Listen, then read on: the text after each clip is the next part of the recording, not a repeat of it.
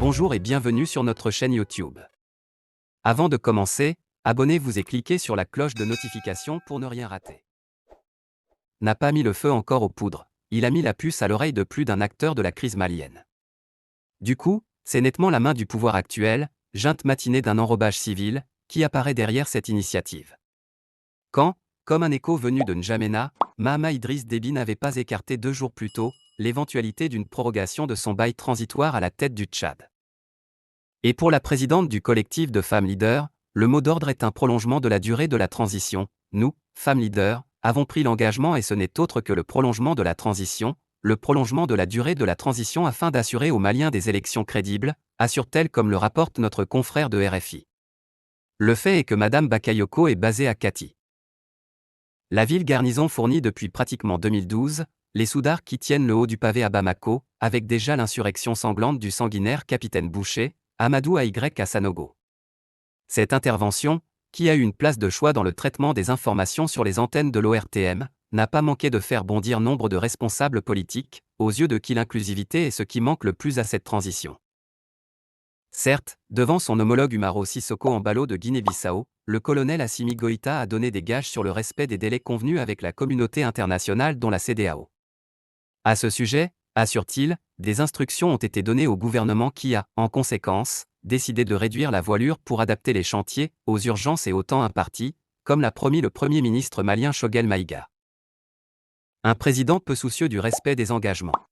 Il n'est cependant pas certain que cela soit de nature à rassurer le Landerneau, suffisamment averti du peu de cas que la junte a jusque-là fait du respect des principes et de ses engagements. Car la marque visible d'Assimi Goïta est justement sa propension à s'émanciper des règles, même au prix de la légalité, comme la violation systématique des décrets et autres textes contraignants issus de la charte, de la Constitution elle-même ou des importantes prérogatives que les militaires s'accordent. Tout autant, le nouveau Premier ministre, bien qu'issu de la mouvance de la contestation populaire, n'a pour le moment pas brillé par ses qualités de rassembleur dont les visites de courtoisie, multipliées à souhait, ne sauraient cependant tenir lieu point la formation de son équipe, trustée pour l'essentiel par la junte et par ses proches ou obligée pour la portion congrue restante, n'a pas tenu ses promesses d'ouverture. Choguel ne paraît non plus guère pressé de requérir davantage de consensus politique autour de certaines de ses initiatives, à travers l'annonce de certains chantiers, comme les ARN ou la mise en place de l'organe unique de gestion des élections. Sur ce sujet d'ailleurs, le Premier ministre vient d'ouvrir les hostilités avec la classe politique, ce lundi 28 juin à la Maison de la Presse. Il n'y a plus de débat. Y aura-t-il oui ou non un organe unique de gestion des élections?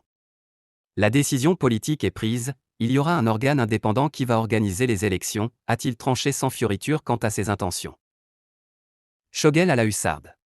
De même, en dépit des réserves émises de part et d'autre sur l'échiquier, le Premier ministre maintient ses assises nationales de la refondation, ANR.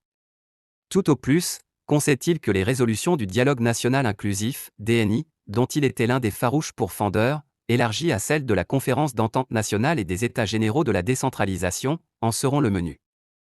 Et les résolutions des assises nationales de la refondation, ANR, qui auront la volonté de tous les Maliens seront obligatoires pour toute personne qui veut prendre le pouvoir au Mali, décrète-t-il comme pour prévenir d'éventuelles contestations.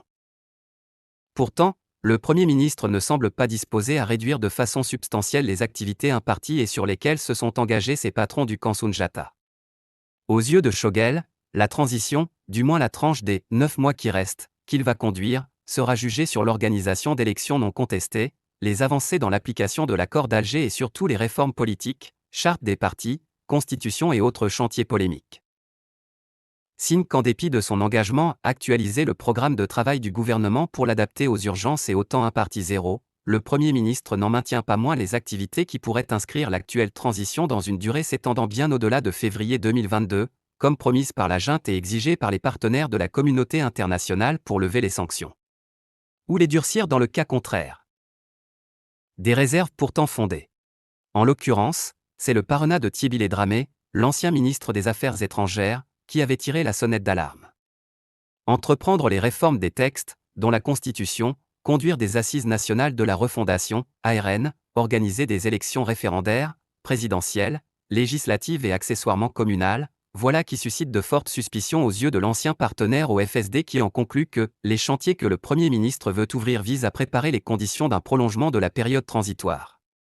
Pour le parrainat, c'est clair, Le Premier ministre entretient un flou artistique sur le respect de la durée convenue de la transition. Vous voulez plus de vidéos du même genre? Alors qu'attendez-vous? Cliquez sur le bouton j'aime et abonnez-vous pour ne plus rien manquer de nos vidéos. À très bientôt.